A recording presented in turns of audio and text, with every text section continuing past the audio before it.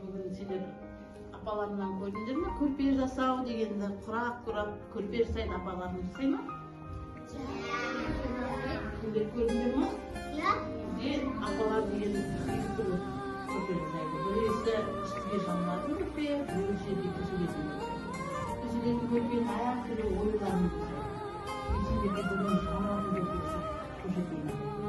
Мынандай жамылатын көрпеге алтын алаларымыз мынандай. Осыны жан-жағын тігеміз, былай тігіп, төрт бұрыштап тігеміз. Енді оған жүн, білесіңдер ол жүн, қойдың жүнін? Иә. Көрпені жасағанда қойдың жүнінен жасайды, түйенің жүнінен жасайды. Бүйтіп көрпеге салады міне, көрпеге бүйтіп салады. Осылай, көрдіңдер ме апаларың осылай салғанын көрдіңдер ме? Иә. Көрпені жасайды апалар.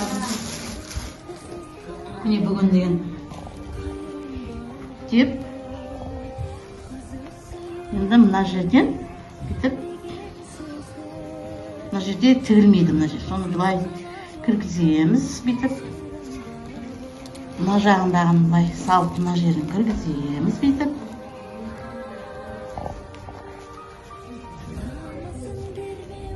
Үшін енді біреу мына жерді басып отырады, біреу мына жерден шығарады міне. Енді мынау көрпенің қазірше былай тігіп көрсетейін сендерге. Тіккенде былай ішінен тігеді былай.